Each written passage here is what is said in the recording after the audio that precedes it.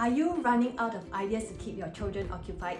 We don't have to whip out our phones all the time. In this video, I'm going to share with you some screen-free, low-prep games that you can play with your preschoolers.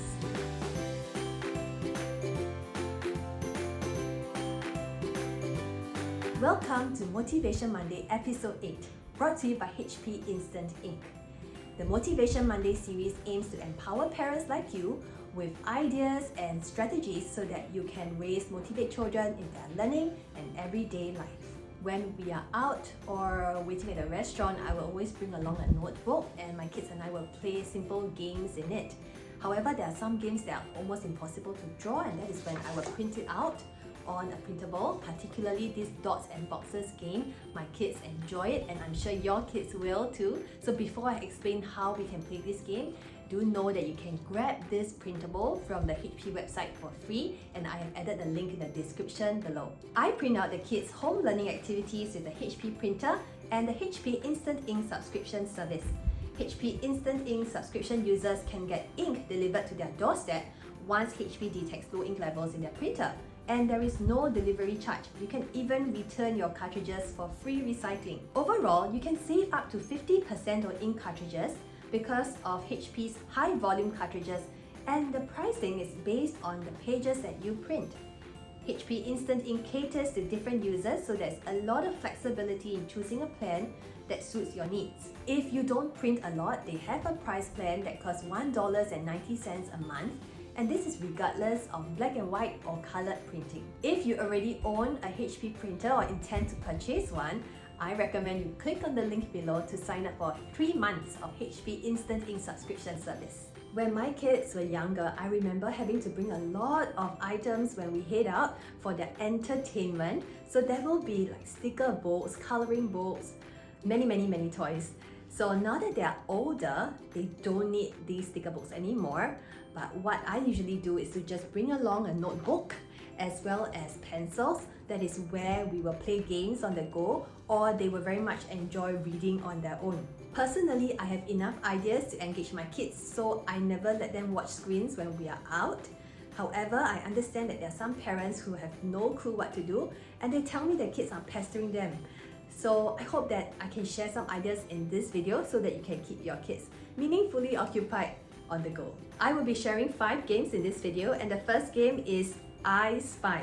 So we'll all take turns to set the questions. For example, I will say, I spy something red, and the kids will have to look around, find and guess the red object that I am talking about. And this is most effective during our long car rides, or even when we go for nature walks and the kids are starting to complain or being bored, we'll start playing I Spy, and the kids will all take turns to set the questions. The second game is Hangman. We all know how this is played, and I like that it is extremely customizable. So for my girl, I can set shorter words like big cat, but for my son, I can set longer words. Sometimes I will set words that are found in his spelling list. Allow your kids to be the game host and set the questions. Even if they're not familiar with words yet, they can always refer to a book for any words that they want to test you on. The third game is tic-tac-toe, and I'm sure all of us know how to play this game. However, watch on because I'm going to show you different variations of tic-tac-toe. In a 3x3 tic-tac-toe game, instead of using crosses and circles, you can get your kids to practice their math by writing the math sums in order to win 3 in a row. Another variation is a pyramid tic-tac-toe that encourages a lot more forward thinking and problem solving. This is more suitable for the older children. I also like to play a 5x5 tic-tac-toe game where we aim to form 3 in a row, whether it's diagonal, horizontal or vertical, as a complete line. And the winner is the player that has the most number of complete lines when all the boxes are filled up. The fourth game is dots and boxes. As you can see, we'll have to draw all these dots and it's very time consuming. That is why I print it out. This is how the game is played. The first player draws a line between 2 adjacent dots, no diagonal lines. Player 2 does the same with another colored pen or pencil. When the line completes the square, the player can write his initial, example letter J, in the square. When all the lines are drawn, the player with the most squares will win the game. Some tips: you can place this printout in a plastic folder and play this over and over again with dry erase markers. If you are keen to play this game with your kids, the printable can be found free in the HP website, and I've added the link in the description below. The fifth and final game will be a DIY bingo game. Each player will draw their own 5x5 game board and fill in the same 25 numbers at random positions. For the younger children, you can use numbers from 1 to 25. For the older children, you can use more difficult numbers like 50 to 74. Each player will take turns to call out a number and cross it on his game board. And the first player to have 5 in a row will shout, "Bingo!" I hope you find these ideas helpful. These are great screen-free bonding games for you and your child.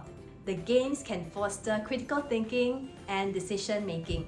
It also helps children to learn about good sportsmanship and that they can win and lose graciously. For more games like this, feel free to watch my other video here for more math games. I'll see you next week for our next Motivation Monday video, and don't forget to subscribe and click the notification bell so that you'll be alerted when I post the videos. Take care and I'll see you. Bye!